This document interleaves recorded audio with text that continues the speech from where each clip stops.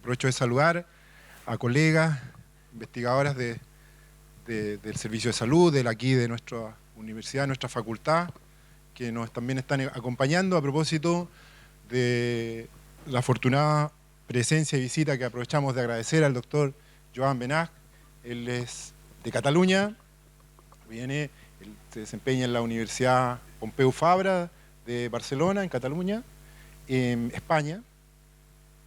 Y bueno, por estas posibilidades que nos dan estar vinculados a nivel latinoamericano y europeo, a propósito de contactos también con otra visita que está por acá estos días, la doctora Eliana Martínez, tuvimos la feliz coincidencia de que pudiese Joan acompañarnos hoy día, ¿ya? Digamos que no es menor destacar que quien nos acompaña es una persona referente, relevante y muy relevante en el campo del estudio de las desigualdades en salud, ¿ya? Él es director del grupo de investigación de desigualdades en salud de la universidad que acabo de mencionar, ¿ya? Y una de las personas que está promoviendo la investigación, la divulgación, el debate, el análisis en estas materias tan relevantes en el mundo social y en el mundo entonces también de la salud, ¿ya? Joan tiene una prolífica productividad, él es médico, es doctor de la Universidad Johns Hopkins, y con trabajos en general en América Latina, en Europa, y haber sido además miembro de la Comisión de Determinantes Sociales de la Organización Mundial de la Salud, significa que tenemos aquí a alguien que de primera fuente nos va a contar cosas muy interesantes y muy valiosas para nuestra reflexión. La dinámica es una presentación, y ojalá, digo porque a veces puede ser el final del día o de la tarde, pero les invito a que se inyecten de energía y se entusiasmen para también poder compartir, conversar, debatir y tener un diálogo con el profesor Benach, ¿ya? Bueno, agradecemos profundamente que nos estés acompañando, Joan, y tienes la palabra.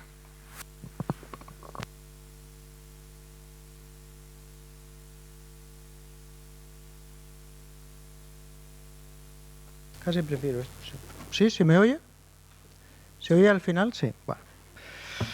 Bueno, pues antes que nada muchas gracias a Marcelo, Gonzalo, a todas las personas que han organizado esta sesión y tener la oportunidad de compartir con vosotras y con vosotros unos minutos sobre un tema que me parece de gran interés en relación con los temas de salud y salud pública.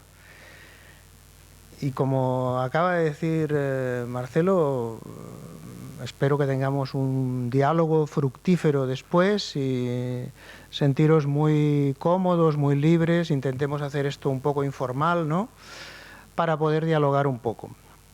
El tema de las inequidades en salud o de las desigualdades en salud, como también se conoce, es un tema técnico a veces, es importante, pero no vamos a hacer mucha distinción en este sentido, en esta presentación, entre desigualdad y inequidad. Digamos que es más o menos parecido en muchos sentidos, aunque hay matices, ¿no? ¿Por qué decir que esto es la peor epidemia de una sociedad? Voy a intentar explicar en estos minutos por qué me parece que estamos ante un tema de tanta importancia cuando pensamos en temas de salud. Pero antes quiero reflexionar un poco. Estas van a ser las principales cosas en las cuales voy a hablar esta tarde, este rato. Vamos a hablar características de las inequidades en salud, vamos a pensar colectivamente sobre las causas de las cosas. Es muy difícil pensar en las causas de las cosas. ¿Por qué pasan las cosas, no? Son problemas personales, son problemas grupales, de familia, político. ¿Por qué la salud, por qué el bienestar humano es bueno, es malo, es regular y demás? Y vamos a poner también ejemplos de soluciones comunitarias, soluciones regionales y otras cosas. Pero antes hemos de pensar, antes de entrar en debatir y reflexionar sobre las desigualdades, las inequidades en salud, hemos de pensar qué es eso de la salud. Porque puede parecer muy fácil, pero no es nada fácil. Hace años una publicación académica tenía una lista de 17 definiciones de salud. Cuando tú necesitas 17 definiciones de salud, es que no está fácil definir esto de la salud, ¿no? Salud, pensemos en términos, en ideas, conceptos que se parecen. Salud, bienestar, calidad de vida, buen vivir, muchas cosas, ¿no? Y la contracara de la salud, que es la enfermedad, el dolor, el sufrimiento y finalmente la muerte o la muerte prematura.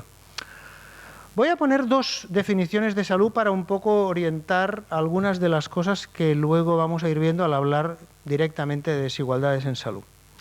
La primera definición es una definición, además está en catalán, mira, yo vengo de Cataluña, un territorio que está dentro de España. Decía un médico que yo conocí al final de su vida, cuando yo estudiaba medicina, decía que la salud es esa manera de vivir que es autónoma, solidaria y gozosa. ¿Por qué manera de vivir? Si conocéis la definición, la más utilizada de todas, que es de la Organización Mundial de la Salud, nos dice que es un estado.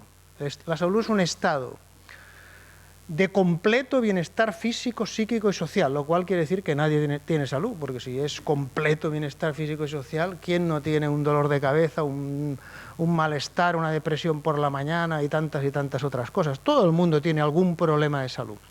Claramente, cuando una persona se hace mayor o tiene determinadas circunstancias en su vida, en su trabajo y demás, tiene más problemas de salud, más enfermedades, etcétera, ¿no? Es no un estado, es una forma de vivir que es autónomo, porque los seres humanos tenemos autonomía, tenemos grados de libertad, decidimos cosas, todo el mundo decide cosas, lo que pasa es que hay personas que deciden mucho y personas que deciden poco. Es solidaria porque el ser humano solamente se entiende en sociedad, en comunidad. Un ser humano aislado de todo el mundo no puede ser un ser humano. Necesitamos unos padres, una madre, una familia, una comunidad, una lengua, una cultura y mil cosas más, ¿no? Y es también gozosa, y gozosa en el sentido de la alegría de lo que es vivir, pero también de lo que es el sufrimiento y los problemas cotidianos que todo el mundo padece, ¿no? Y es verdad que hay gente que aparentemente está muy sana y cuando tú miras sus problemas, tienen muchos problemas. Y al revés, hay gente que puede estar muy enferma, pero hace muchas cosas en la vida y se siente más o menos bien y alegre y hace cosas. Esto de la salud es complicado, ¿no? Ese es el primer mensaje que quiero deciros antes de empezar a pensar en el tema de esta tarde, las inequidades. La segunda definición y última, solamente os pongo dos, una que nos interesa especialmente para el tema de esta tarde. Es una definición de un grupo bien interesante, se llama el Grupo de la Salud de los Pueblos, el Movimiento por la Salud de los Pueblos, que es un grupo internacional en todo el mundo, y que hace años propuso esta definición que tenéis aquí. La salud, decía este grupo, es un tema social. Son muchas cosas la salud, ¿no? Pero es también un tema social, económico y político. Y por encima de todo un derecho humano fundamental, el derecho a tener salud. No solamente sanidad, que eso es muy importante. Cuando estás enfermo, que eres cualquier persona que ha tenido una enfermedad, seria o no seria, sabe lo que es estar enfermo. Incluso una gripe, estás unos días en cama, estás muy mal, me duele todo. Ya no digamos, pues si mi abuela está enferma, mi niña está enferma, lo que sea, ¿no? La salud es muy importante. La salud es un tema social, económico y político y un derecho humano fundamental. Y la definición del movimiento de la salud de los pueblos dice además que la desigualdad, la pobreza, la explotación, la violencia, la injusticia están en la raíz del origen de la mala salud y muerte de pobres y marginados. En realidad, de toda la población. Lo vamos a ver. Salud para todos y para todas significa que debemos cuestionar, también dice, intereses muy poderosos que debemos oponernos a la globalización. Habría que entrar en definiciones de qué es eso de la globalización. Luego vamos a hablar un poco de estas cosas porque voy a introducir también el tema de la política, claro está. Y que las prioridades políticas y económicas han de ser cambiadas. Y vamos a ver múltiples ejemplos de por qué en el mundo, hoy día, la gente se muere y no tendría por qué morirse. Y la gente enferma, la gente sufre y no tendría por qué sufrir ni enfermar. Otra cosa es, claro está, que el ser humano no dejamos de ser animales, somos cuerpo, ¿no? Tenemos un cerebro, un hígado, un pulmón, un corazón, un riñón, sin eso no funcionamos. pero hay mucha enfermedad, mucha carga de enfermedad que es evitable, que se puede evitar y no se evita. Y hemos de pensar, hemos de reflexionar por qué. Hay otra mirada muy básica, pero que hay que tener en cuenta cuando uno piensa en salud. Normalmente la gente en general, la población, piensa en salud de una manera muy particular. Piensa en la salud individual, la salud personal, la salud de cada persona. Y es lógico, ¿no? Mi salud, tu salud, la salud de mi hermano, la salud de mi tía, la salud de quien sea. Y esa es una manera normal. Pero hay otras maneras de entender la salud que son igualmente decisivas para lo que nos interesa pensar aquí. Hay la salud pública, la salud colectiva, que se entiende mejor. Así le llaman los brasileños, salud colectiva. La salud de todo el mundo. Ahora mismo somos nosotros y nosotras una colectividad, ¿no? Durante un rato estamos compartiendo unas reflexiones y somos un grupo. Pero podemos pensar en cualquier grupo, el grupo de una ciudad, el grupo de un pueblo, el grupo de un país, toda la humanidad, lo que queramos. Segunda mirada de la salud. Las causas de la salud personal no tienen por qué ser las mismas que las causas de la salud colectiva.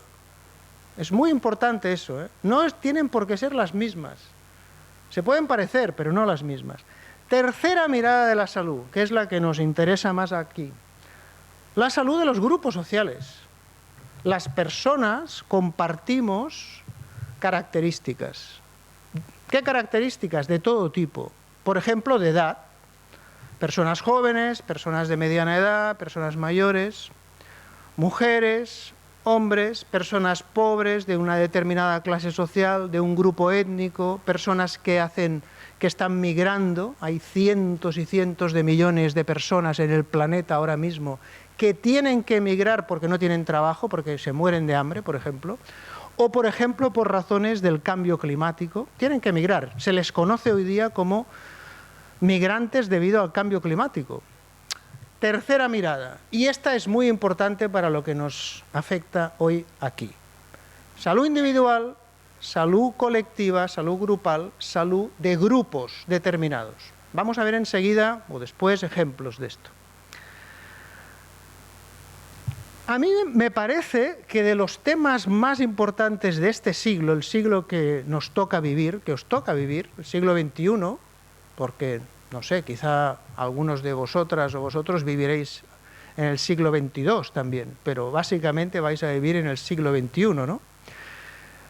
Entre los problemas más importantes de nuestro siglo hay algunos muy importantes. Hay uno del cual se habla, pero no se habla tanto como merecería, que es gravísimo, y no es el tema de mi exposición, pero es muy grave, y hemos de tenerlo muy presente, que es lo que se llama la crisis socioecológica.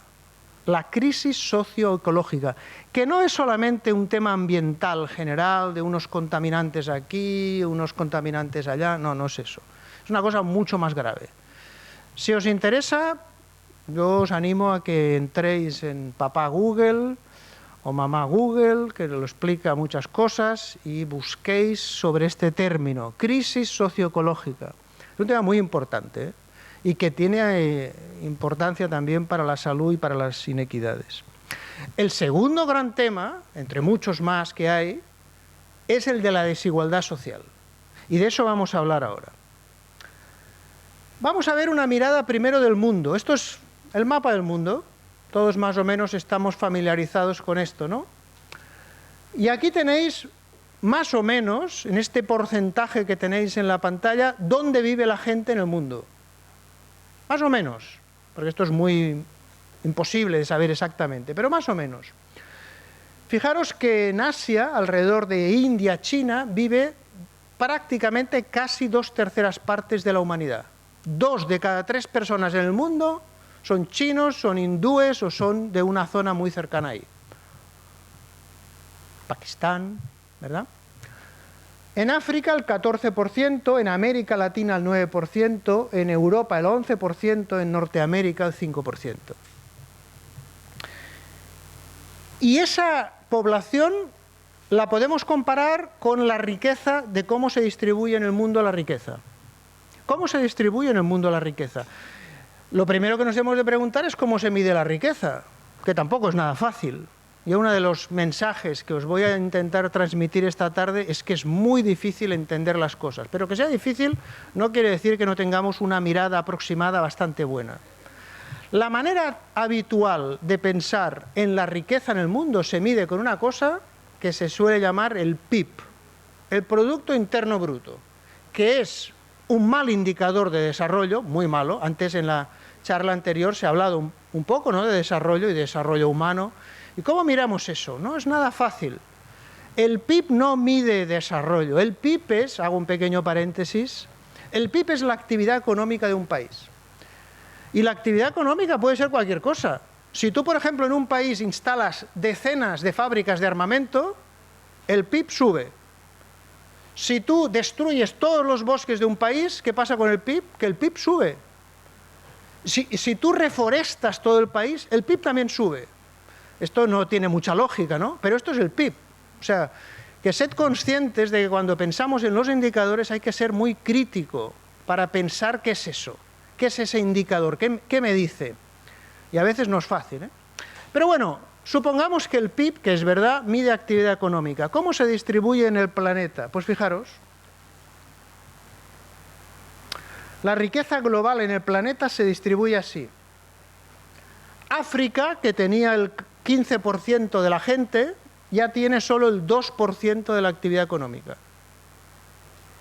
América Latina tiene el 9% de la gente, tiene el 5% de la actividad económica. Se ha dividido por 2. Estados Unidos y Canadá se ha multiplicado por 6. Europa se ha multiplicado también por 3, un poco más. Esta es la distribución desigual de la riqueza en el mundo. ¿Dónde vive la gente? Cuán rica es la distribución de la riqueza en territorios. Pero la cosa es mucho más complicada que esto. Las personas y los grupos sociales acumulan de forma desigual riqueza. ¿Cómo se puede expresar esto? Lo vamos a expresar con una figura muy conocida en la literatura académica y demás, que se llama la copa de champán, cosa que se ve, no hace falta explicar porque se llama la copa de champán, ¿no? Porque es obvio. ¿Qué quiere decir la copa de champán? Pues, ¿cómo se distribuye la riqueza entre el 20% más rico, que está arriba de todo, luego viene el 20% menos rico, luego el 20% menos rico, el 20% más pobre, hasta llegar al 20% más pobre? Y lo que veis aquí, dicho en dos palabras, es que el 20% más rico tiene más del 80% de toda la riqueza y que el 20% más pobre es muy pobre, pero muy pobre. Esta es la desigualdad, cómo se distribuye en el planeta. También sabemos que hay unas cuantas personas, que son estas de aquí, estos señores, porque todos son prácticamente señores, no señoras, que son los más ricos del mundo. Jeff Bezos, justamente ayer salió el último informe, o sea, esto tendré que actualizarlo. Jeff Bezos, ¿sabéis quién es? El el dueño, digamos, de Amazon, una de las empresas que ha crecido más y más potentes ahora mismo en muchos sentidos, ¿no? De hecho, el informe que os decía de ayer dice que no tiene 126.000 millones de dólares, tiene 131.000 millones de dólares. Eso es lo que acumula una sola persona. Y luego vienen otras personas, también muy ricas y demás. Las tres personas, los tres hombres más ricos, tienen tanta riqueza como la mitad de Estados Unidos. Pero bueno, ¿pero esto qué es? Bueno, esto es el mundo en que vivimos y mucha gente no es consciente de esto. 42 personas tienen tanta riqueza como prácticamente la mitad de la población más pobre, que son más o menos 3.700 millones de personas. O sea que cuando pensamos en desigualdad, no pensamos en un poquito de desigualdad, pensamos en una brutal desigualdad. Esto es lo que hay que tener en cuenta en el mundo actual. Y una desigualdad que según los datos más finos, más adecuados, está creciendo. No para de crecer desde hace 30 años. Estamos hablando en el mundo en general, ¿eh? Estas líneas de distintos colores dicen que para varias regiones del mundo, que tenéis aquí, Medio Oriente, India, Brasil, etcétera, desde 1980 hasta ahora, cómo ha ido creciendo, más, menos, subiendo, bajando un poquito, pero en general subiendo, el porcentaje de riqueza del 10% más rico, los más ricos, en el mundo. Bueno, y entonces uno se pregunta, ¿y esto por qué es tan importante? La riqueza para la salud. Pues es muy importante. Y hay múltiples estudios, libros, informes, artículos, cientos de artículos bien hechos que lo documentan, que lo explican. Y os voy a explicar primero, y voy a utilizar bastante en esta exposición gráficos, porque ¿por qué utilizar gráficos? Por la razón de lo que he dicho antes. Si nosotros intentamos mirar una colectividad, por ejemplo, ahora somos quizá 150 personas los que seamos aquí, yo no puedo ir uno por uno, a ver, tú, ¿cuál es tu riqueza? A ver, tú, ¿cuál es tu riqueza? Bueno, lo puedo hacer con 150, pero no lo puedo hacer con 7.500 millones de personas, no puedo. Entonces, ¿qué hago? Pues tengo que simplificar y resumir un poco. Y un indicador, un dato, me puede ayudar, si soy un poco cauteloso con ello, claro. Aquí tenéis un gráfico que refleja algo muy interesante, que es la relación entre dos cosas. La riqueza, ahí abajo, en la parte de las X, y la esperanza de vida al nacer. O sea, ¿cómo se compara un país, cuánto es más pobre o menos pobre, y cómo aumenta o disminuye su esperanza de vida? ¿Y qué sabemos hoy día? Pues esto es una famosa curva que sabemos que cuando un país es muy pobre y sube un poco la riqueza, sube rápidamente la esperanza de vida. Rápidamente. ¿Por qué? Es lógico. Un país muy pobre no tiene agua potable, no tiene carreteras, no tiene hospitales, no tiene servicios, no tiene casi nada, como pasa todavía en muchos países en el mundo. Pero cuando un país tiene agua potable, tiene alimentación suficiente, tiene carreteras, tiene hospitales, tiene servicios, la salud mejora, la mortalidad infantil baja. Pero ¿qué ocurre? Que cuando llegamos a un determinado punto, más o menos lo he pintado por allá, aunque siga creciendo la riqueza del país, la esperanza de vida mejora, pero muy poquito. O sea, si somos pobres necesitamos crecimiento económico y desarrollo económico. Pero si ya tenemos un cierto nivel, aunque siga creciendo más y más y más y más, por ejemplo, Estados Unidos, la esperanza de vida no aumenta mucho. Aumenta un poquito, a veces incluso no aumenta. ¿Se entiende, no? ¿Y qué es lo importante cuando un país es más rico? ¿Qué es lo importante? Si no es más y más y más riqueza, ¿qué será? Pues los estudios nos dicen que lo que importa más entonces es la desigualdad. Cuando un país es muy desigual, tiene múltiples problemas. O sea, fijaros, esto de la desigualdad social y económica no es solamente un tema social y económico, es un tema global. Por ejemplo, esto es un gráfico que muestra, abajo tenéis la desigualdad en los ingresos, y en la parte vertical tenéis un índice social y de salud, una especie de cosa combinada, que lo pongo aquí para simplificar y para no perder mucho tiempo en esto, y para explicar el principal mensaje que os quiero dar, ¿no? Ese índice combinado, ¿qué tiene? Todo esto que tenéis aquí. Cuando un país es más desigual, hay más gente en prisión. Cuando un país es más desigual, hay más gente obesa. Cuando un país es más desigual, hay más homicidios. Cuando un país es más desigual, hay menos esperanza de vida. Etcétera, etcétera, etcétera. Todas esas cosas que tenéis ahí. Y algunas más. Por tanto, el desarrollo económico es muy importante, pero la desigualdad económica y social en general es enormemente importante. Bueno, fijaros que yo os estoy explicando y os estoy poniendo aquí gráficos, que es una manera habitual. Yo estoy más acostumbrado a hablar con audiencias académicas, no tanto con estudiantes, aunque también, y me gusta mucho hacerlo. Pero además de gráficos, lo que tenéis que recordar es que cuando ponemos numeritos en un gráfico, o en una tabla o cualquier cosa de esto, lo que hay detrás, ¿qué son? Lo que hay detrás son personas. Y lo que hay detrás son personas reales, como cada uno de vosotras y vosotros. Persona que tiene una familia, o que le pasan cosas, o que no tiene trabajo, o que se lo pasa bien o que se lo pasa mal. Y eso se refleja de una forma también clara en fotografías. Y eso también se puede mirar o en documentales o en películas, ¿no? Os voy a poner unas cuantas fotografías simplemente para ilustrar esta idea. La desigualdad y la salud refleja lo que les ocurre a personas y a grupos sociales. Por ejemplo, esta famosísima fotografía, que quizá alguno de vosotras ha visto, de hace ya bastantes años, que ganó un premio, en la cual se veía había una hambruna en África, en un país de África, en Sudán, y un fotógrafo tomó esa fotografía que realmente lo dice casi todo, ¿no?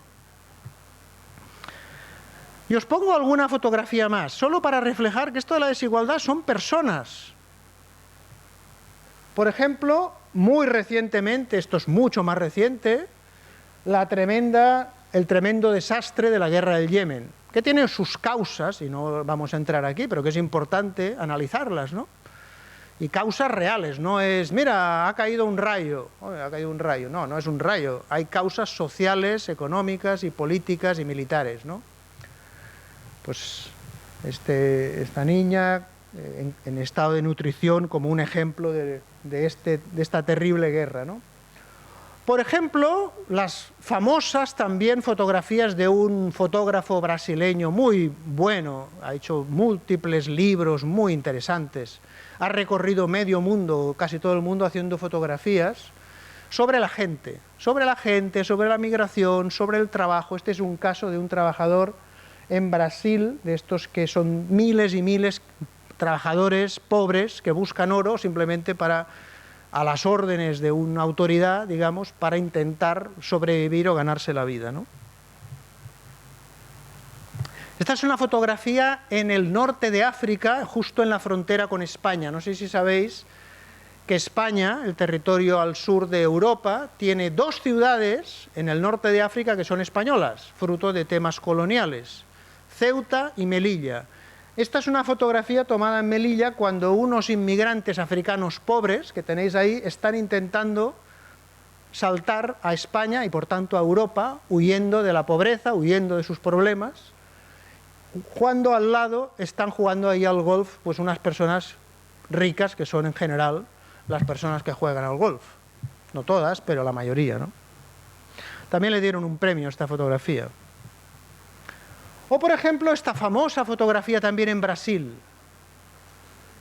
Dos barrios, uno rico, piscinas, pistas de tenis, canchas de tenis y tal, y ahí favelas, villas miseria, como le queramos llamar, a zonas pobres. Fijaros, esto no es común. Esto no es común ver en una fotografía al mismo tiempo la riqueza extrema y la pobreza extrema. Y lo que os quiero transmitir es que esto de la desigualdad no es solamente un problema de pobres. No es así, es más complicado, lo vamos a ver enseguida.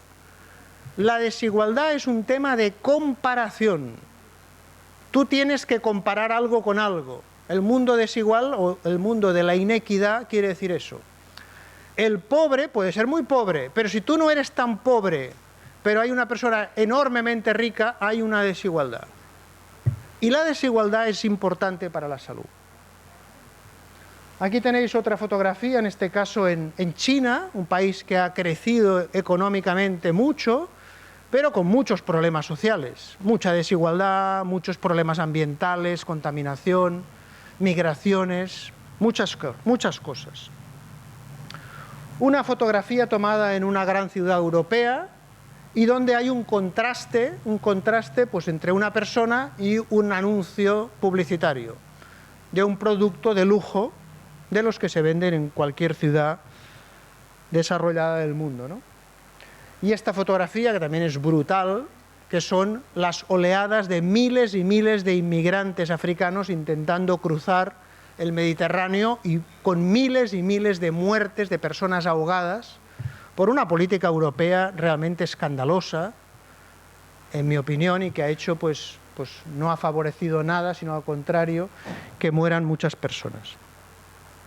Bueno, esto os da una idea inicial de qué hablamos cuando hablamos de las inequidades en salud.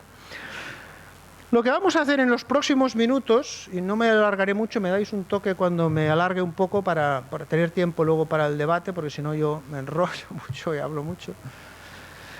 Vamos a ver algunas de las características de las desigualdades en salud que se reflejan también en una ciudad rica de un país bastante desarrollado y rico como es España o Cataluña, en el sur de Europa, y una ciudad también rica como es Barcelona, que es mi ciudad. Son fotografías de Barcelona donde, y este es un mapa de Barcelona, con barrios muy ricos, esto de la zona verde, y barrios muy pobres que tenéis marcados en rojo.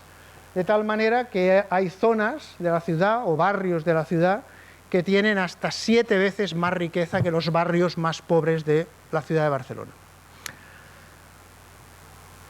Bueno, vamos a ver entonces esas características que os comentaba, estos rasgos generales, para intentar entender un poco más de qué estamos hablando.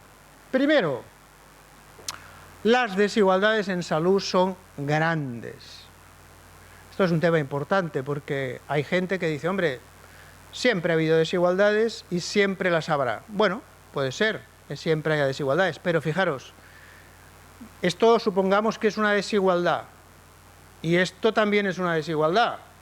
Claro, que hay mucha diferencia, ¿no?, entre esta desigualdad y esta desigualdad.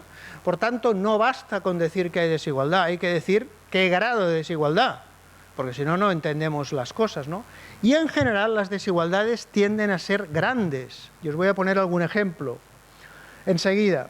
Son graduales. Ya os he dicho que esto de la desigualdad no es un tema de pobres solamente. Os voy a explicar por qué. Las desigualdades, desgraciadamente, en muchas ocasiones no se reducen, incluso muchas veces están aumentando. Esta distancia que tenemos así, se convierte en algo así, se convierte en algo así. Tienden a crecer. Las desigualdades son adaptables, este es un concepto un poco más complicado, voy a intentar poner un ejemplo para explicarlo. Y por último, las desigualdades, como veíamos al principio cuando os hablé del movimiento por la defensa de la salud de los pueblos, tienen raíces históricas y políticas que hay que intentar también entender de algún modo. Algunos ejemplos para ilustrar estas características. Hay más, Simplemente he escogido estas 5 porque me parece que son quizá las más relevantes, al menos en esta charla. Bueno, fijaros, hemos hablado antes de la riqueza en el mundo y cómo se distribuía, ¿recordáis, no? La población, la riqueza. Ahora vamos a ver cómo se distribuye la esperanza de vida al nacer en el mundo, que es el indicador de salud más utilizado en el planeta. El más utilizado. Pues resulta que hay zonas del mundo que tienen, la gente en promedio vive 80, 82, 84, claro, depende si son mujeres, si son hombres. Y hay zonas del planeta donde la población vive alrededor de 45, 50, 55, quizá unos cuantos años más. Va fluctuando. Lo que quiere decir esto es que hay 30, 35 años de diferencia, lo cual es brutal, brutal en términos de salud. O dicho de otra manera, es como si países africanos, sobre todo algunos países africanos, tienen la misma esperanza de vida que tenían países ricos hace 2 o 3 siglos, o 4 siglos. Fijaros otro ejemplo, porque esto puede ser más o menos visible, pero hay fenómenos muy invisibles, y este es un concepto que también os quiero transmitir. El tema de las inequidades en salud en gran parte es invisible. Hemos visto fotos antes, ¿no? Pero ¿cómo sabes las inequidades en una ciudad? Por ejemplo, en esta ciudad. ¿Cómo las sabes? Si no tienes buena información y buenos datos, si no tienes un buen informe, ¿cómo lo puedes saber? Lo puedes intuir, te lo puedes imaginar, pero ya os he dicho que es distinto si la desigualdad es esta o es esta. Por tanto, hay que documentarlo, hay que estudiarlo, hay que medirlo, hay que interpretarlo. Y eso no es fácil, pero hay que hacerlo. Fijaros este ejemplo que utilizó la Comisión de Determinantes Sociales de la Salud de la Organización Mundial de la Salud hace 10 años, un poco más. Por cierto, que si a alguien le interesa este tema, que vaya a la web, a internet y ponga Determinantes Sociales de la Salud, informe, Determinantes Sociales de la Salud, informe, y va a encontrar este informe en todos los idiomas, o muchos idiomas, y si está interesado, pues lo puede leer.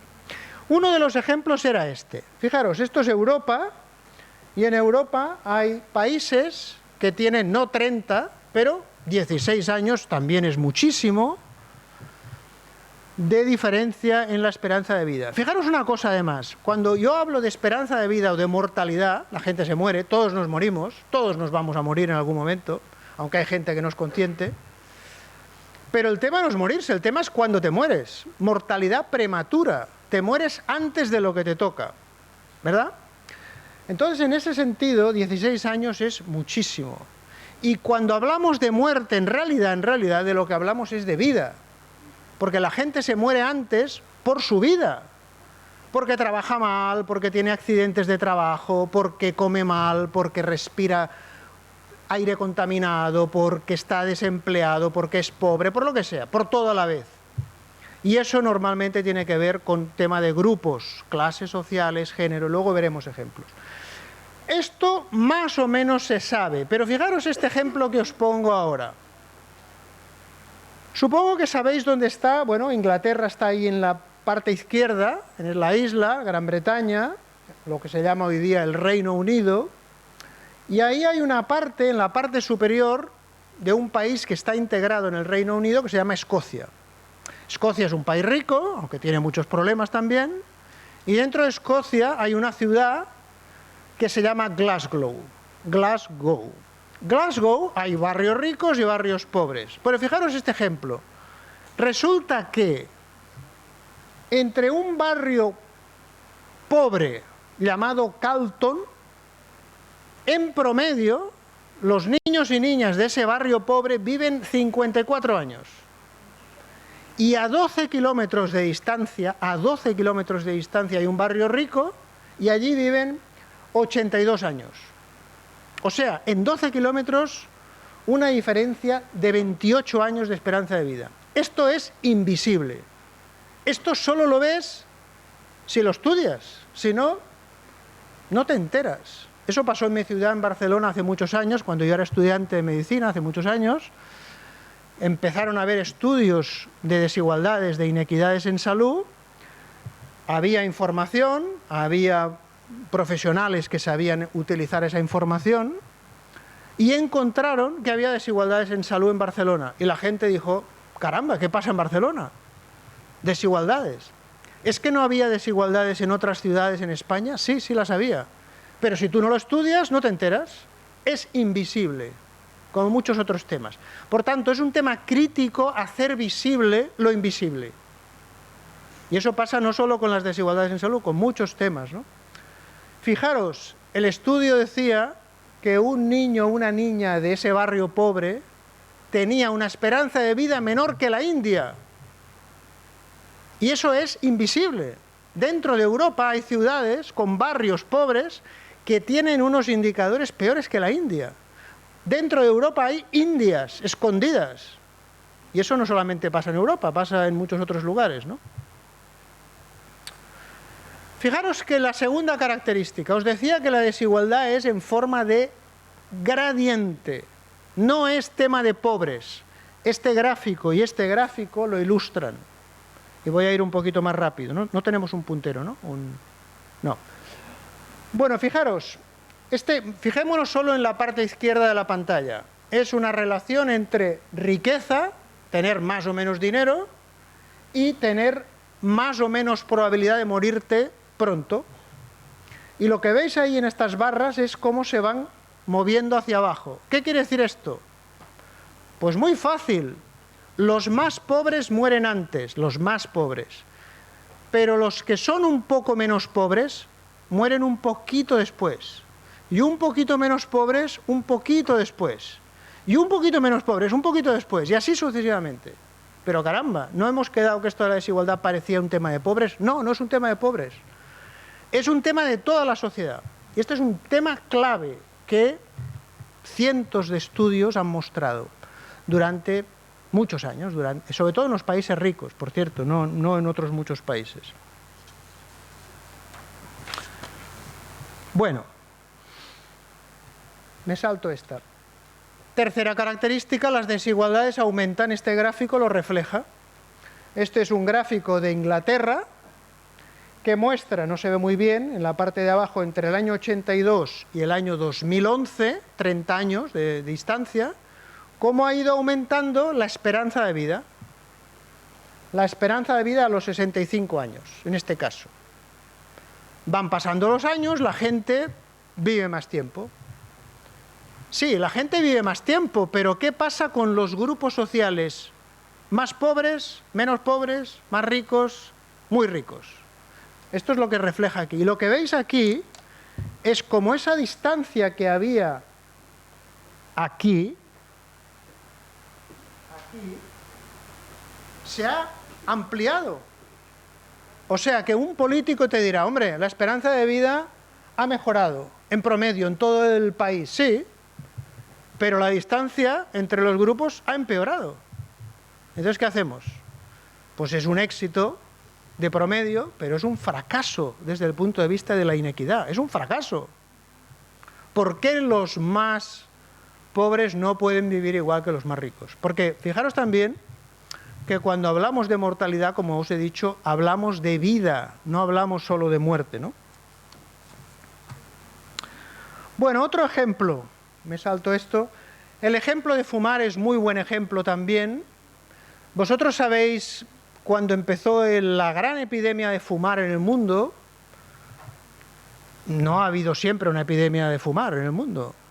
La epidemia de fumar, cuando fumar se convirtió en un acto muy habitual en el planeta, fue a partir de los años 20, 30, 40 del siglo pasado.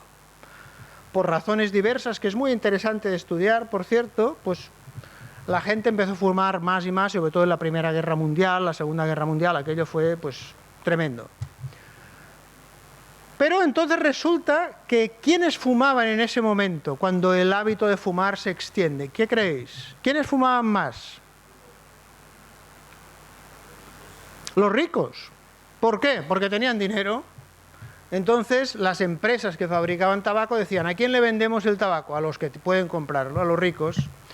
Pero en los años 40, 50, a partir de los años 50, supimos, la investigación científica descubrió que esto de fumar es un mal negocio para la salud. Es un buen negocio para las empresas que venden tabaco, pero es un mal negocio desde el punto de vista de la salud. Y poco a poco, muy poco a poco, los estudios mostraron eso y muy poco a poco la gente empezó en muchos países del mundo a dejar de fumar. Pero ¿quién dejó de fumar más y más rápido? Los ricos, mientras que los pobres seguían fumando más. Y esa es la característica que antes os decía de la adaptabilidad. No siempre los pobres están peor, no siempre están peor, casi siempre. Por eso la desigualdad o la inequidad en salud es una epidemia, por eso es la peor epidemia, porque si tú eres pobre, no tienes trabajo o tienes un mal trabajo, no tienes la posibilidad de comprar buenos alimentos, tu casa es de mala calidad, el transporte es peor y otras muchas más cosas. Por tanto, por eso es la peor epidemia, porque es la acumulación de todo a la vez. No es una sola causa, es todo a la vez que te está afectando. Bueno, y por último, la desigualdad es histórica, y eso lo que refleja, se puede poner con un ejemplo, y el ejemplo es el tema de la esperanza de vida al nacer, la caída que ocurrió cuando lo que era la Unión Soviética pasó a ser Rusia.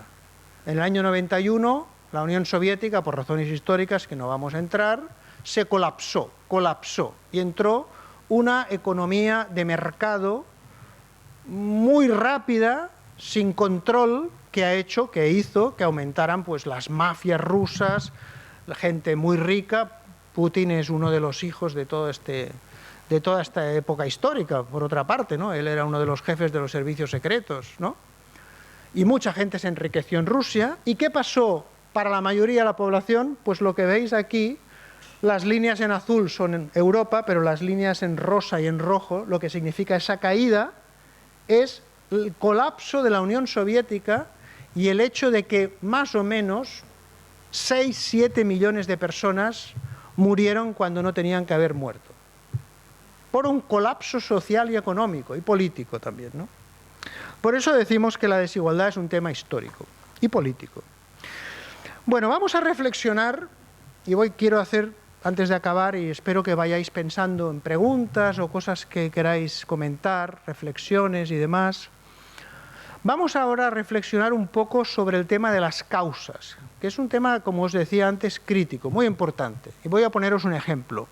Y voy a intentar después acabar con alguna otra reflexión rápida sobre la política y con ejemplos positivos de que se puede hacer cosas para mejorar la equidad en salud. No todo es un desastre, hay muchas opciones y por tanto eso también es importante de destacar. Bueno, el ejemplo que os pongo para reflexionar sobre las causas es el caso del hambre, pero sobre todo de la obesidad. Vivimos en un planeta donde el hambre y la malnutrición continúa siendo un problema muy grave. El hambre y la malnutrición hoy día afectan, depende del estudio, 700, 800, 900 millones de personas. Muchísimo. ¿Tenemos los medios técnicos para resolver el problema? Sí, los tenemos. No, quizá hace 3 siglos no los teníamos, pero hoy tenemos los medios técnicos. Si el hambre en el mundo no se resuelve es por un problema político, no por un problema técnico. El hambre se podría resolver en cuestión de semanas, si no días, pero al menos semanas, quizá meses, ¿no? Se podría resolver completamente. Pero al lado del hambre hay un fenómeno que en salud pública ha emergido en estos últimos 20, 30 años, que es tremendo, que es el tema de la obesidad y el sobrepeso. En el mundo hoy día hay 1.900 millones de personas con sobrepeso o obesidad. Y esto ha aparecido en 20, 30 años, quizá un poquito más. Y por tanto uno se pregunta, ¿pero por qué? ¿Qué ha pasado? ¿Qué está pasando para que el sobrepeso y la obesidad, que como sabéis es un tema de salud muy importante porque el sobrepeso y la obesidad se relacionan, por ejemplo, con la diabetes, con múltiples problemas de salud, ¿no? Bueno, esto es un gráfico que simplemente refleja esto, cómo va aumentando en los países más y más. Estas líneas reflejan cómo desde los años 70 en adelante la obesidad ha ido creciendo, creciendo, creciendo, prácticamente en todos los países del mundo. Prácticamente. Fijaros, bueno, y este es un ejemplo de inequidad en salud en obesidad, no es solo el promedio, esto es España. Fijémonos, por ejemplo, en la figura de la izquierda, las dos son muy parecidas. De la izquierda veis las columnas de color azul son los hombres, las columnas de color rosa son las mujeres, y los numeritos que tenéis abajo, no sé si lo veis ahí al final, pero es 1, 2, 3, 4, 5. El 1 quiere decir los más ricos. El 5 quiere decir, para simplificar, los más pobres, la clase social más pobre. Y entre medio los otros, de más rico a más pobre. ¿De acuerdo? Y lo que vemos es lo que antes os contaba. ¿Hay obesidad entre los hombres y mujeres más ricos? Sí, pero entre los más pobres se produce el gradiente social que os he comentado. Bueno, ejemplo en Estados Unidos, y os pediría que recordéis estos dos mapas. Estados Unidos es un país muy rico, un país que tiene el ejército más potente del mundo. Pensad que el 45% del gasto militar se lo lleva a Estados Unidos. Tiene 900 bases militares, tiene Hollywood, tiene todavía muchas cosas. Es un imperio en decadencia, pero un imperio. Tiene las empresas más potentes, Amazon, Microsoft, todo lo que queráis, Google, lo que queráis. Pero tiene mucha pobreza y muchos problemas. Y este mapa de la izquierda, ¿veis estas zonas más oscuras en color marrón? Quiere decir zonas de alta obesidad. ¿Y quién vive en esas zonas de alta obesidad? Pues población afroamericana pobre, fundamentalmente. Y esto lo que quiere decir es otro fenómeno de la desigualdad en salud. La población afroamericana pobre tiene más tendencia, más probabilidad de ser obesa y con sobrepeso y por tanto tener problemas de salud asociados a esa obesidad. En la parte de la derecha veis una cosa interesante, la obesidad, esta especie de círculo, este cinturón, como le llaman ellos, ¿no? El belt en Estados Unidos, se asocia en la parte derecha a otro cinturón, pero en este caso de diabetes. Si no hubiera obesidad, casi no habría diabetes en el mundo. La obesidad y la diabetes están muy asociadas. Fijaros en este mapa, porque lo vamos a ver otra vez enseguida. ¿Por qué hay obesidad? Pues uno puede pensar y decir, a ver, hay obesidad porque sí. Hombre, porque sí, claro, mira, hay que buscar causas, ¿no? Hay obesidad y hay mucha investigación sobre ello, por cierto, por razones biológicas, por razones genéticas. Pero vamos a ver, ¿en 30 años han cambiado las condiciones genéticas del cuerpo humano para pensar que haya esta obesidad? No parece muy razonable. Hay obesidad porque la gente tiene conductas peores. Está bien. La gente come peor. Está bien. ¿Pero por qué come peor? Porque si no hacemos esa pregunta no entendemos. ¿Por qué en 30 años la gente come peor? Esto es muy importante porque la conducta en salud pública se asocia con una mirada de la conducta que muchas veces es lo que se llama la visión liberal de la libertad. ¿Qué es eso de la visión liberal de la libertad? Yo hago lo que me da la gana. Hombre, sí, pero hay mucha gente que no puede hacer eso, ¿no? Si tú vas al supermercado a comprar y tienes los bolsillos llenos, tú compras, y si tienes los bolsillos vacíos, tú no compras, ¿no? Por tanto, la libertad es cuando tú tienes condiciones o cuando tú tienes derechos. Y si tú no tienes derechos, pues tu libertad es mucho menor. Por tanto, esa idea liberal de la libertad se tiene que enfrentar a una idea republicana de la libertad que es muy diferente, ¿no?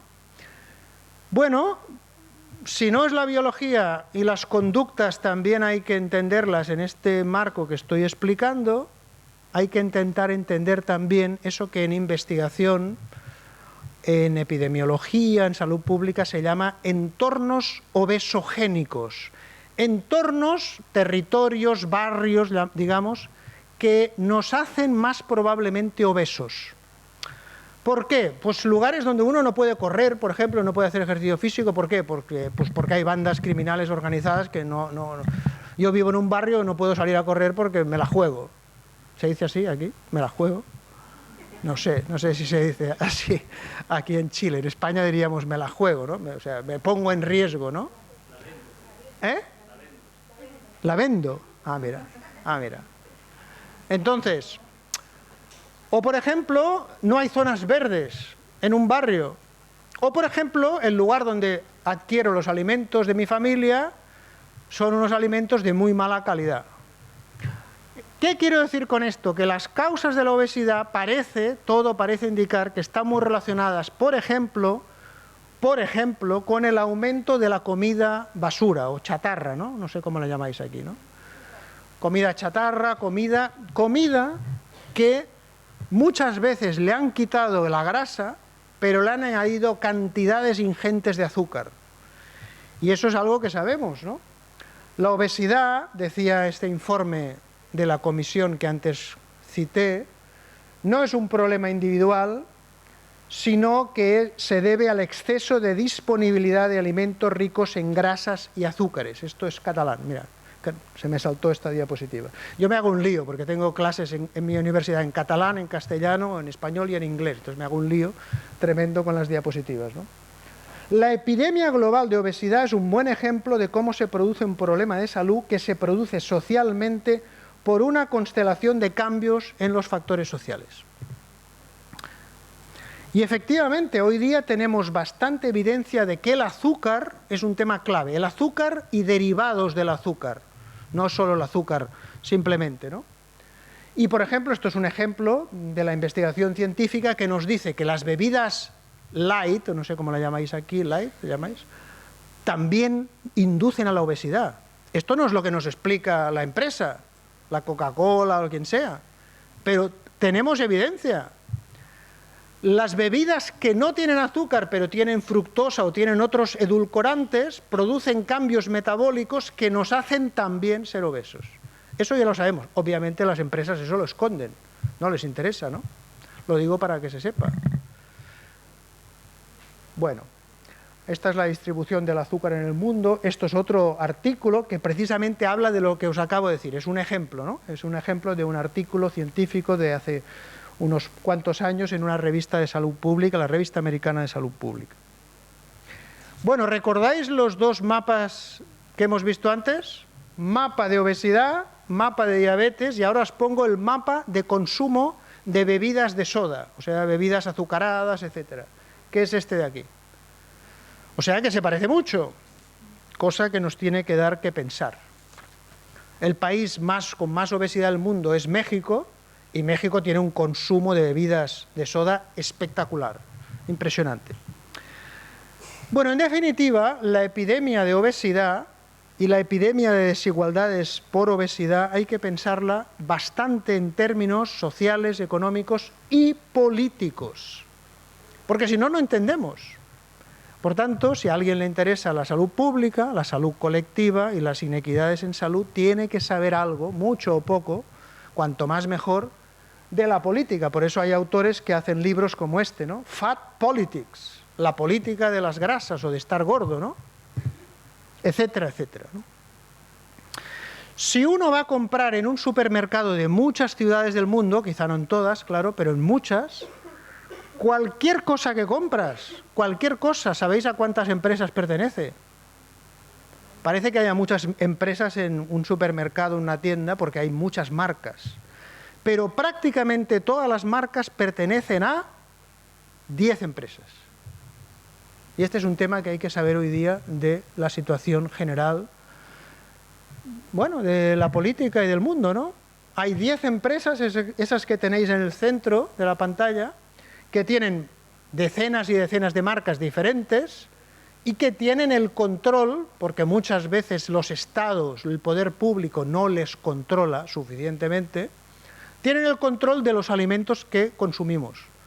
Y sabemos que muchos de esos alimentos, por ejemplo, tienen cantidades ingentes de azúcar. Por ejemplo, el pan. El pan en muchos países le ponen azúcar y a muchos productos. Y eso parece estar detrás. Digo parece porque hay evidencia, aunque también necesitaríamos quizá más en algunos sentidos, en relación con la obesidad. Bueno, en definitiva, pensad que estos consejos, que son los consejos típicos en política que cualquier gobierno del mundo suele dar, y que todas vosotras y vosotros conocéis seguro, ¿no? ¿Alguien no conoce estos consejos sobre la salud? No fumes, come bien, haz ejercicio, todo eso, ¿no? ¿Eso está mal? No, no está mal. Es simplemente que esto no es toda la historia. Esto es un trozo de la historia. Y por tanto nosotros hemos de saber que no nos basta con esto y que hemos de añadir esa otra parte que os estoy intentando explicar muy resumidamente en esta charla, ¿no? Hace años un epidemiólogo inglés dijo, mira, esto a mí no me gusta, no me convence. ¿Y sabéis lo que hizo? Hizo, en lugar de los 10 consejos para tener buena salud, hizo los 10 consejos alternativos para tener buena salud desde el punto de vista que os estoy explicando, desde el punto de vista socioeconómico político. Y dijo, ¿sabéis por qué lo dijo? Lo dijo para criticar esa idea de libertad que antes os dije, ¿no? Dijo, luego vuelvo atrás, dijo, no seas pobre, pero si eres pobre, deja de ser pobre, hombre.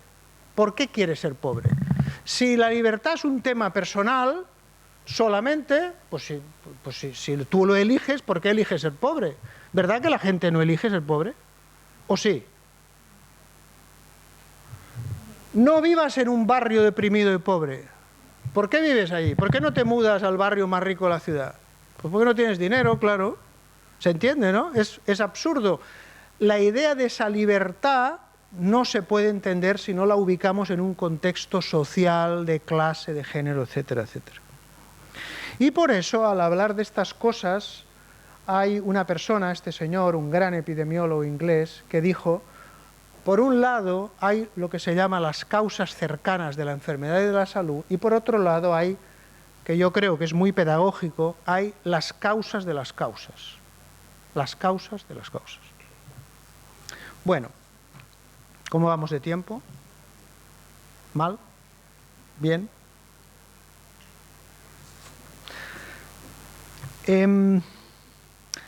Para entender este tema de las causas, en investigación, pero en general, yo creo que se puede entender muy fácilmente, se usa lo que se llama una especie de gráfico, que es este gráfico, por ejemplo, hay muchos, es un gráfico que intenta de alguna manera resumir lo que os estoy explicando. Fijaros, a la derecha están las desigualdades en salud. Un poco más a la izquierda hay, y abajo, veis, factores de conductas, de la biología, la sanidad, todo eso es importante para la salud. Pero luego tenemos esos factores socioeconómicos que os estoy explicando. El empleo, la riqueza, la vivienda, las características del barrio, todo eso. ¿Y de qué depende todo eso? De eso que tenéis a la izquierda de todo. De la política. La política decide qué políticas se hacen. ¿Qué políticas?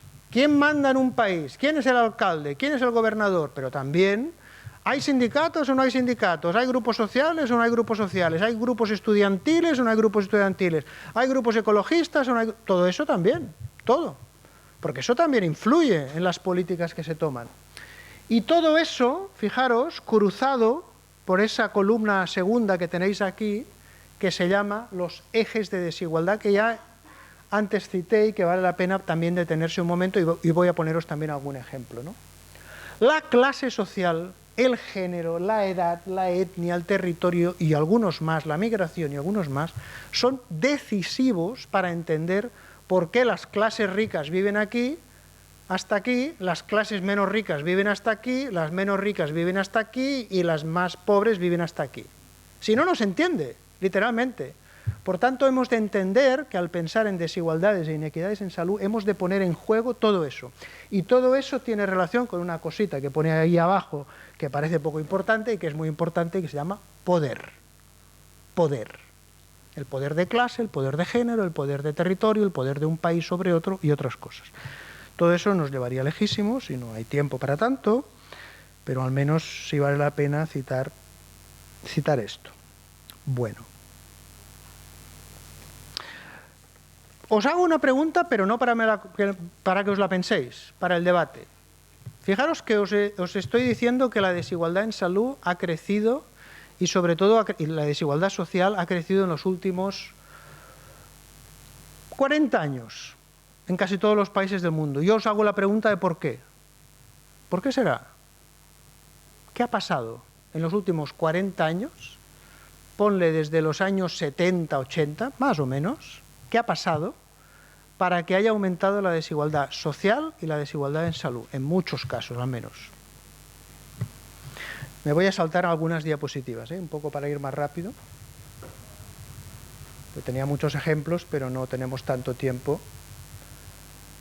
Mira, este es un ejemplo de un mapa interesante. Es una de las maneras de estudiar las desigualdades en salud. En la India, viviendas con baños, lo más clarito son las zonas más pobres sin baño en las viviendas y a la derecha las zonas más pobres. Obviamente está muy asociada una cosa con la otra. Las zonas más pobres son las viviendas que no tienen baño. No tienen baño, no tienen agua limpia, tienen más infecciones, tienen más enfermedades, tienen más mortalidad. ¿Verdad? Otro ejemplo. El caso del... ¿Recordáis los mapas que hemos visto de Estados Unidos, no? La pobreza, la obesidad, la diabetes. Mira, estas zonas de color marrón son las zonas donde la gente muere más por cáncer de pulmón. ¿Por qué muere sobre todo por cáncer de pulmón? Por muchas causas, pero una de ellas es el tabaco. ¿Pero por qué la gente fuma? Ah, caramba, una pregunta interesante. ¿Quién fuma más, los pobres o los ricos? Los pobres. ¿Por qué fuman más los pobres? Porque ya os he dicho antes que fumaban más los ricos. Pero ahora fuman más los pobres. ¿Por qué será? Porque ser pobre no es un buen negocio, ¿eh? Es duro ser pobre, ¿eh? Claro, es duro. Es duro ganarse la vida, tener la preocupación por tu familia, dormir peor, estar desempleado. Todo esto, pues lo normal, consumir alcohol o consumir tabaco casi parece lo más lógico, no diré sensato, pero lógico en muchos sentidos. Desigualdades de género, un tema importante, y estamos, como decía el orador anterior, en una semana importante, ¿no? Que en todo el mundo va a haber manifestaciones, en muchos países, ¿no? El tema de género, la desigualdad bestial que hay entre mujeres y hombres por simplemente una cuestión de género. Desigualdad de salario, desigualdad de trabajo, desigualdad en la violencia y tantas otras cosas. Desigualdad en que las mujeres fundamentalmente son las cocineras en todo el mundo, pero mira caramba, ¿quiénes son los grandes chefs de la cocina? Todo hombres. ¿Qué os parece?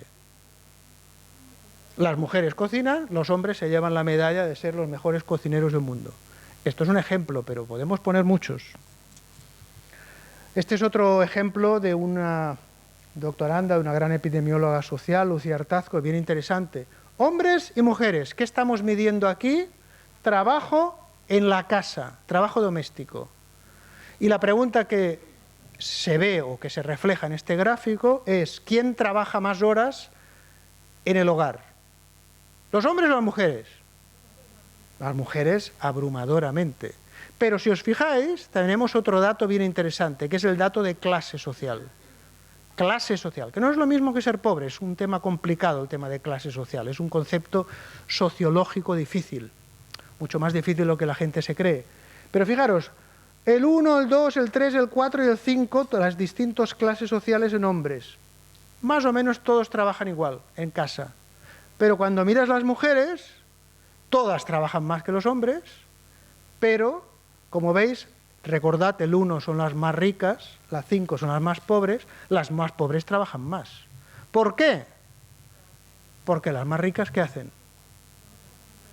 Pagan a otra mujer, normalmente inmigrante, al menos pasa en muchos países, que es la que hace el trabajo doméstico, porque ellas no tienen tiempo, pues el hijo, el trabajo, en la casa, etc. El trabajo doméstico está asociado con la salud. Más horas, más estrés, más presión social, peor salud. Esto se ve también en este ejemplo, mala salud percibida por sexo, clase social y año, no me voy a detener para no alargarme mucho, pero son clases sociales. Un tema bien interesante y que hay poca investigación, porque es un tema difícil, es el tema de los mecanismos de poder. Fijaros que antes lo cité, os dije, poder, pues en general los hombres tienen más poder que las mujeres. Lo mismo que la clase alta tiene más poder que la clase más pobre, ¿no? Y ese poder se vehicula, se transmite con lo que se llama mecanismos de transformación de ese poder. Por ejemplo, racismo. El racismo es una manifestación del poder. O, por ejemplo, el clasismo. ¿Cuántas personas pobres han sido presidentes de gobierno? O racismo étnico. ¿Cuántas personas de origen étnico han sido presidentes de gobierno? ¿Cuántas mujeres han sido presidentes de gobierno? Algunas, pero no muchas. No muchas en la historia y en el mundo, algunas. Por ejemplo, aquí tenéis un ejemplo de la prevalencia en salud según el sexismo. Más sexismo, peores indicadores de salud. Que hay muy poca investigación. Lo quería poner como un ejemplo más. Bueno, voy a saltarme cosas, porque si no nos va a dar tiempo para el debate, ya es un poco tarde, pero no me resisto a poneros, para acabar, dos cosas, este ejemplo y rápidamente algunos ejemplos de políticas para mejorar la salud y la desigualdad. Este es un caso bien interesante, es África. Recordad que hemos hablado un poquito de África antes, ¿no? Estas líneas son 12 países de África subsahariana, de la zona inferior del Sahara, del desierto del Sahara, la zona más pobre, casi en todos los países, no en todos, en casi todos. Fijaros lo que pasa con las líneas desde los años 70 hasta llegar a los años 80, la esperanza de vida mejora.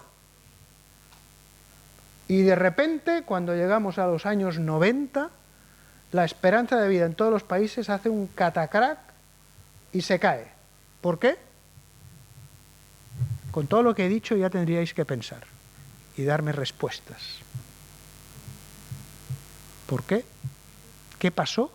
¿Qué pasó en África? Ya una zona y muchos países muy pobres. Es el VIH, es la mortalidad infantil, es la pobreza. ¿Por qué? Todo eso puede explicar, pero recordad lo que he dicho antes. Hay causas, causas de causas de causas de causas conectadas. Todas están conectadas. Una persona pobre, pues no se encuentra bien, le pasa no sé qué, tiende a beber más alcohol, no sé qué, todo está conectado. Por tanto, no podemos simplificar. La causa principal de esto tiene que ver con una política, no nos vamos a detener, pero una política que puso en marcha el Fondo Monetario Internacional y el Banco Mundial, que se llamó, y lo podéis buscar en el Google si os interesa, los planes o los programas de ajuste estructural, que consistieron en hacer recortes drásticos de los servicios públicos. El por qué os lo dejo para que lo busquéis. Espero que tengáis curiosidad. Pero os pongo un ejemplo africano bien interesante que os puede dar una pista. Es un solo país, ese que está en el cuadradito rojo que tenéis ahí abajo, Tanzania. Antes se le llamaba Tanganica este país, Tanzania. Y este señor que tenéis arriba fue presidente, Julius Nyerere, fue presidente bastantes años de su país. Y entonces él explica una historia del fracaso de su país, el fracaso social, político, económico y de salud de su país. Y la historia se puede resumir en esta frase que voy a leer ahora. ¿Por qué ha fracasado usted?, le preguntaron los expertos del Banco Mundial. Porque él fue presidente, él lo intentó hacer bien, ¿no? Y Nyerere dijo, mire, el Imperio Británico nos dejó un país con 85% analfabetos, 2 ingenieros, 12 médicos, y cuando yo dejé el gobierno teníamos 9%, no 85%, 9% analfabetos, miles de ingenieros y médicos. Yo dejé el gobierno hace 13 años. Entonces nuestro ingreso per cápita era el doble que ahora, y ahora tenemos 1/3 menos de niños en las escuelas y la salud pública y los servicios sociales están en la ruina. En estos 13 años en que él no ha estado en el gobierno, Tanzania, o el gobierno que le sustituyó, ha hecho todo lo que el Banco Mundial y el Fondo Monetario Internacional le pidieron que hiciera. Por ejemplo, programas de ajuste estructural. Y Nyerere le devolvió la pregunta a los expertos y le dijeron, pero ustedes, ¿por qué han fracasado? Los que han fracasado son ustedes, no yo.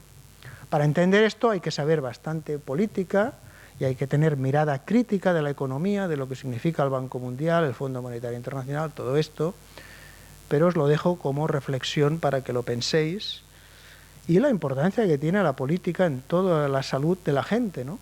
Y en este caso de algunos de los países más pobres.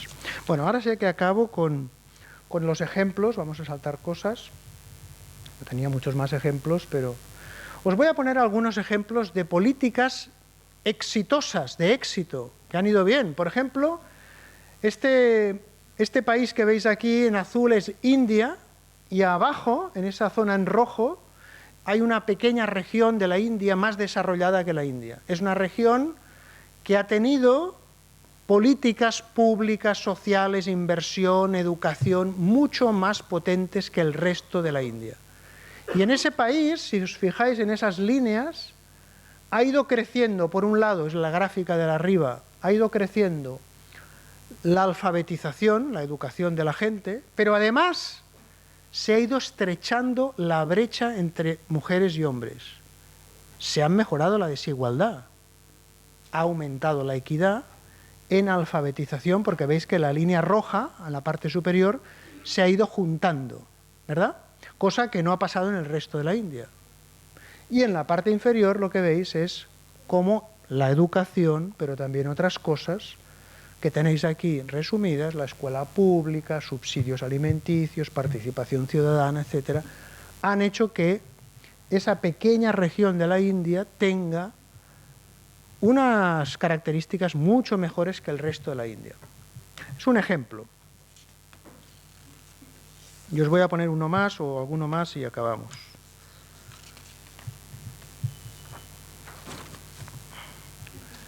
Este es un gráfico bien interesante de lo que ha pasado en América Latina en estos últimos años debido a, sobre todo, a los gobiernos progresistas en muchos países. Y fijaros lo que ha pasado entre el año 93, 2002 y 2013, en lo que se ha dado en llamar la década progresista en América Latina. ¿Qué ha pasado con los ricos? Y aquí tenéis los porcentajes. ¿Qué ha pasado con la clase media? Los porcentajes. ¿Qué ha pasado con la clase media baja? ¿Y qué ha pasado con los pobres muy pobres? Según los datos de Naciones Unidas. Bueno, lo que ha pasado es que la clase media ha aumentado notablemente y se ha reducido notablemente, como veis aquí, el número de pobres. Y esto pues son datos más o menos oficiales. La reducción desde 214 se estima a 142 millones de pobres. Se han reducido en 70 millones de pobres en esos 10 años de políticas progresistas en América Latina. Este es el caso de Bolivia. Va a haber elecciones a final de año. El gobierno de Evo Morales, el único, casi único conocido indígena o de pueblos originarios en el gobierno, que ya lo decíamos antes, y veis cómo ha crecido el número de personas con ingresos medios y se ha reducido en 13 años prácticamente el número de personas con bajos ingresos. O sea, son un éxito de políticas, lo cual no quiere decir pues, que todo haya sido un éxito, ¿no?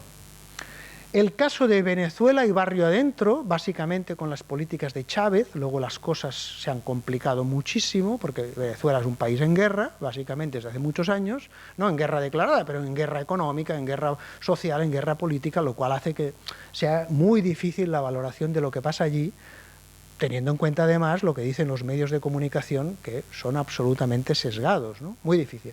El caso de Barrio Adentro, en términos de salud, sobre todo en los años de Chávez, significó básicamente esto que tenéis aquí, un éxito tremendo en muy poco tiempo, ¿no? Cobertura universal de atención primaria para 10 millones de personas, esto fue tremendo. Reducción de desigualdades y otras características comunitarias de participación social y de mejora de la salud importantes, ¿no? Ahora las cosas son mucho peores, obviamente, están mucho más dramáticas.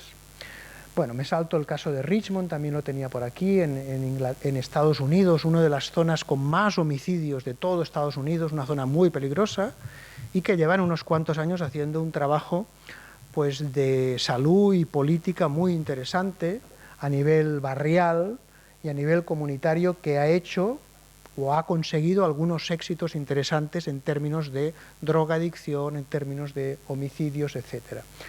Y el caso de Barcelona. En Barcelona ya os decía antes que también tenemos problemas, a pesar de ser una ciudad rica. En los años 80, esto es el mapa de Barcelona con sus barrios. Esta es la zona antigua de la ciudad, el núcleo antiguo, ciudad bella, ciudad vieja quiere decir, y cómo en pocos años, con política social y política pública bastante potente, se redujo, como veis abajo a la derecha, la mortalidad infantil mucho más en esta zona deprimida que no en el resto de la ciudad, con lo cual se aumentó la equidad en salud en términos de mortalidad infantil. Y ahora recientemente tenemos políticos progresistas, muy progresistas en la ciudad. Este año hay elecciones de aquí a pocos meses, pero Barcelona es una ciudad con un desempleo moderadamente alto para lo que es el resto de España, aunque es alto por Europa. Fijaros esas zonas de color marrón, son las zonas de más desempleo, y a la derecha las zonas con más mortalidad en hombres también, que básicamente son las mismas. El desempleo está muy asociado con la mortalidad. No solo el desempleo, pero también el desempleo, ¿no? Y estos son una serie de indicadores, una serie de análisis que la Agencia de Salud Pública está llevando a cabo, comparando los barrios más deprimidos. Esto es una especie como un semáforo, ¿no? Para ver las zonas en rojo, las zonas en verde, las zonas en amarillo. Las zonas en verde son las mejores, las zonas en rojo son las peores. No se ve nada aquí, pero os lo podéis imaginar un poco en distintos indicadores sociales, económicos y de salud, ¿no? Para valorar todo esto. Y estas zonas que tenéis abajo son el plan de barrios con el intento de hacer política pública y con altas inversiones públicas de bastante dinero para precisamente mejorar la situación de todos estos barrios. Aquí tenéis arriba la alcaldesa, la regidora, etcétera, etcétera.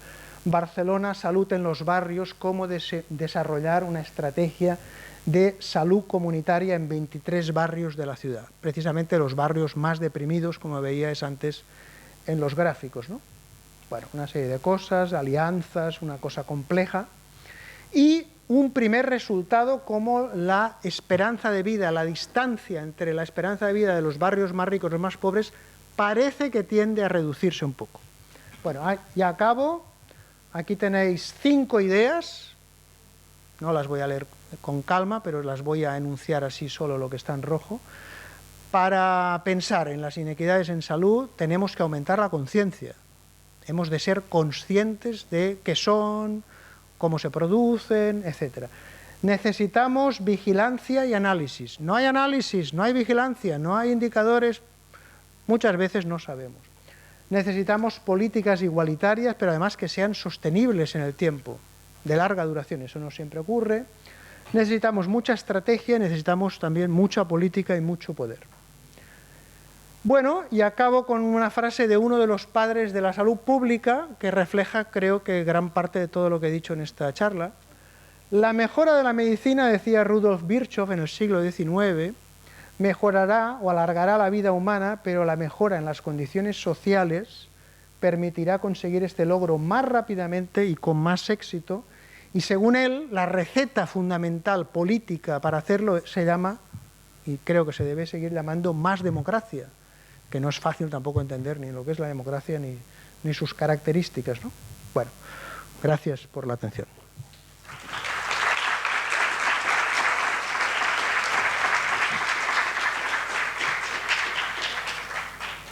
Bueno, y me he alargado un poquito, pero espero que os he dado, como se suele decir, mucho alimento para el cerebro.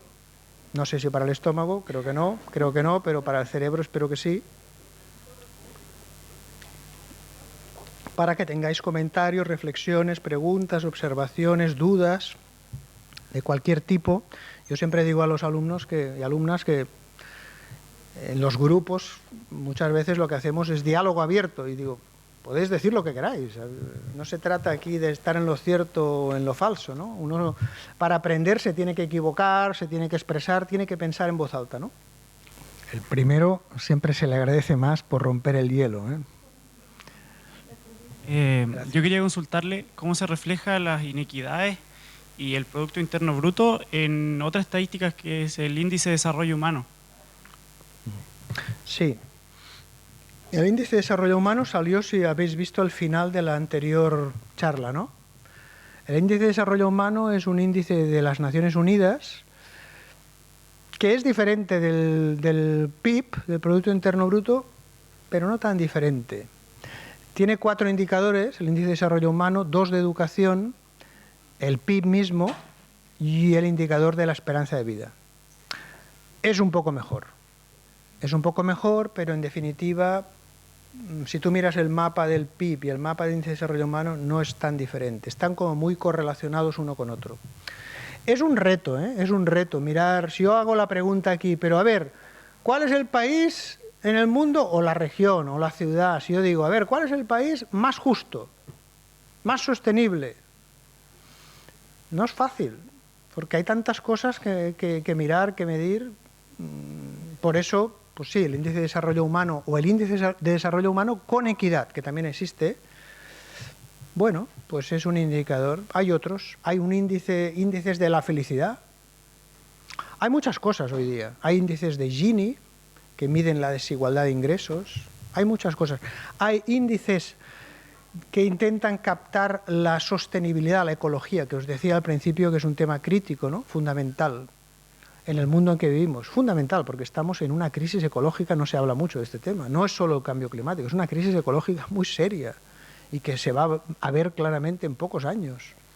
De aquí 30 años solamente vamos a hablar de ecología, os lo puedo decir.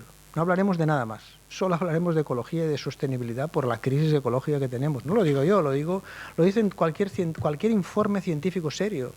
Tenemos una crisis muy seria de energía, de materiales, etcétera, ¿no? Hay lo que se llama la huella ecológica. Entonces intenta medir pues hasta qué punto los países son capaces de regenerar su hábitat, sus medios y tal. Y hoy día estamos viviendo por encima de nuestras posibilidades, ¿no? Es como si nos gastáramos, es como si, vamos a hacer la comparación, es como si tenemos un bosque, estamos consumiendo los árboles del bosque mucho más rápido que lo que tarda el bosque en regenerarse. Esto es lo que estamos haciendo ahora. Por eso se dice a veces, con razón, de que el mundo ahora mismo estamos consumiendo, bueno, por ejemplo, Estados Unidos pues consume como 5 o 6 planetas, el equivalente. Si todos consumiéramos como Estados Unidos, necesitaríamos como 5 planetas Tierra. Es imposible. No puede ser. No puede ser. Y España, que no es uno de los países más ricos, pues también creo que estamos por 2,5 o algo así. No puede ser. Por tanto, eso es un tema, ¿no? Entonces, el índice de desarrollo humano tampoco capta esa dimensión y es importante, ¿no? Es todo un reto, pero no nos queda otra que pensar así y buscar maneras de captar, de entender y de medir y de comparar todo eso.